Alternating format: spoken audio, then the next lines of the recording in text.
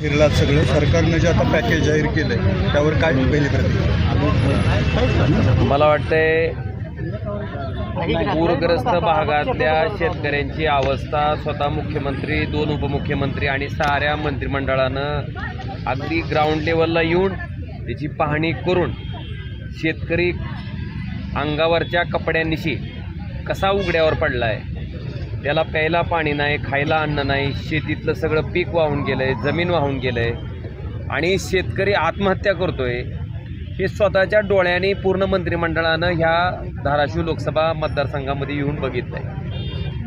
आणि आमच्या शेतकऱ्यांच्या अतिशय स्पष्ट मागण्या होत्या की बाबा पंजाबसारखं राज्य जर एका हेक्टरला 50,000 रुपये मदत देत असेल, सिंगल इंजिनचं सरकार असताना, आपलं तर डबल इंजिनचं आहे, तर आपलं वजन मोदींच्या तिथं वापरा आणि किमान पंजाबसारखं हेक्टरी 50,000 रुपये मदत करा.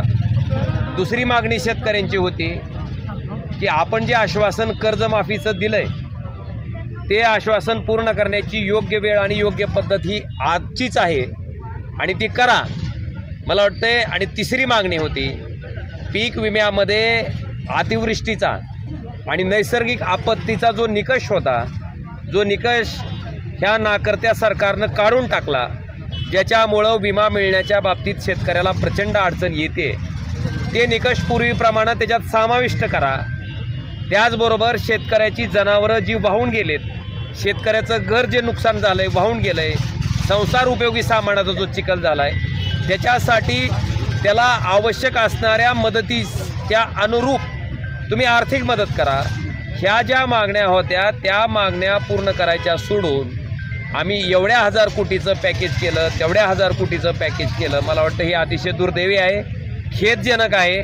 आणि सन्माननीय मुख्यमंत्री महोदयांना मी विनंती केली की विरोधक सत्ताधारी हे राजकारण न करता शेतकऱ्याला भरीव मदत करा. ह्या ज्या घोषणा तुम्ही आम्ही मागणी केली ह्या घोषणा करा. आम्ही तुम्हाला डोक्यावर घेऊन नाचू म्हणलं होतं आम्ही स्वतः. मला वाटतंय शेतकऱ्याच्या तोंडाला पानं पुसायचं काम आजच्या पत्रकार परिषदेमध्ये झालंय आणि ते दुर्दैवी आहे. आणि निश्चितपणे आता शेतकऱ्याबरोबर रस्त्यावरची लढाई, कारण जी आग शेतकऱ्याच्या पोटात आहे त्या आगीचे चटके सरकारला आम्ही दिल्याशिवाय स्वस्थ बसणार नाहीत. आणि ही शेतकऱ्याच्या पोटातली आग त्या ठिकाणी सरकारला स्वस्थ बसू देणार नाहीत, तिचे चटके त्यांना समाधान लागू देणार नाहीत. धाराशिव जिल्ह्यातल्या शेतकऱ्याला गावात जाऊन चौकशी करा. ज्या शेतकऱ्याची KYC झाली नाही त्या शेतकऱ्याचं अनुदान त्याच्या खात्याला जमा होत नाही, ही वस्तुस्थिती आहे. मी जिल्हाधिकाऱ्यांना ह्याच्या बाबतीत 3 वेळेस फोन केला आहे की शेतकऱ्यांच्या खात्याला तुम्ही पैसे टाकलेत पण ते जमा होत नाहीत, तुम्ही नेमकं काय झालं आहे. सन्माननीय जिल्हाधिकाऱ्यांचं मला 3ही वेळेस उत्तर आहे की मी सचिवांना बोललो आहे आणि सचिव आम्हाला सांगतात. मी त्यांना ही विनंती केली की ठीक आहे तुम्हाला 1 दिवस लागणार आहे, 2 दिवस लागणार आहेत, पण ते सांगा ना. आणि समजा होणार नसेल तर KYC तरी करायला सांगा आम्हाला. आमचा अंत कुठपर्यंत बघताय तुम्ही. ही विनंती मी 3 वेळेस जिल्हाधिकाऱ्यांना केली आहे पण अजून सकारात्मक उत्तर आलं नाही. हे सरकारचं असंच आहे, घोषणा वर करायची हवेतली, त्याची खाली फील्डवर ग्राउंडवर अंमलबजावणी शून्य. मला वाटतं ह्या पद्धतीनं ते चालणार नाही. शेतकरी अडचणीत आहे, प्रचंड संकटात आहे. मदत करायचं सोडून ह्यांनी काय केलं, त्यांनी काय केलं, तुम्ही किती दिलं, आम्ही किती दिलं, विरोधी पक्षाचं राजकारण आणि सत्ताधारी पक्षाचं राजकारण ह्याच्यात त्यांनी अडकू नये. माझी अजून विनंती आहे की तुम्ही कर्जमाफीची घोषणा ह्या पूरग्रस्त भागातल्या शेतकऱ्यांसाठी तरी तातडीनं करा आणि हेक्टरी 50,000 रुपये मदत त्याची आवश्यकता आहे. जगण्यासाठी मागायलंय, मौज करायला मागत नाही, जगण्यासाठी मागायलंय. जगायचंय, लेकराची शिक्षण करायचे, ती जमीन नीट करायची आहे म्हणून मागायलंय. त्याच्याकडे बघा, त्याचं दुःख वळका आणि मदत करा. उद्धव ठाकरे यांच्यावर टीका केली की तुम्ही जाहीर केलेले पैसे हे एकनाथ शिंदेंनी दिले. लाज वाटली पाहिजे ह्या गोष्टीची. वस्तुस्थिती लोकांना माहीत नाही का. 2019ला ज्यावेळेस उद्धवजी ठाकरे साहेब मुख्यमंत्री पदाच्या खुर्चीवर बसले त्यावेळेस उद्धवजींनी त्या ठिकाणी शेतकऱ्यांना जी कर्जमाफी दिली ती एका अंगठ्यावर दिली. नुसता अंगठा लावायचा आणि शेतकऱ्याचं त्या ठिकाणी कर्ज माफ होत होतं.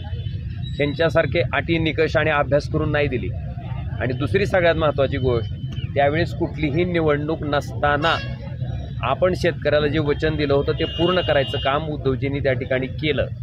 आणि आत्ताच अंबादास दानवे साहेबांनी सांगितलं की 2020पर्यंत या कर्जमाफीची सगळीच्या सगळी रक्कम शेतकऱ्याच्या खात्यावर त्या ठिकाणी जमा करायचं कामसुद्धा उद्धवजी ठाकरेंनी केलं होतं. आता मला सन्माननीय मुख्यमंत्री देवेंद्रजी फडणवीस साहेबाला एवढीच विनंती करायची आहे की आता उद्धवजींवर टीका करण्यापेक्षा, आम्ही काय केलं आहे, तुम्ही काय केलं आहे हे बघण्यापेक्षा, मराठवाड्यातला शेतकरी तुमच्याकडं अपेक्षेनं होता. तुम्ही जे वचन निवडणुकीच्या पूर्वी ह्या शेतकऱ्याला दिलं होतं की आम्ही तुमचा 7-12 कोरा करू, आणि त्याच्यानंतर तुमचं जे बहुमताचं सरकार त्या ठिकाणी बसलं, त्या सरकारला बसल्यानंतर तुम्ही सांगितलं होतं की योग्य वेळी आणि योग्य पद्धतीनं आम्ही ही कर्जमाफी करू. तर मुख्यमंत्री महोदयांना माझं इतकंच कळकळीचं आव्हान होतं की आज त्या कर्जमाफीची गरज ह्या पूरग्रस्त भागातल्या शेतकऱ्यांना आहे.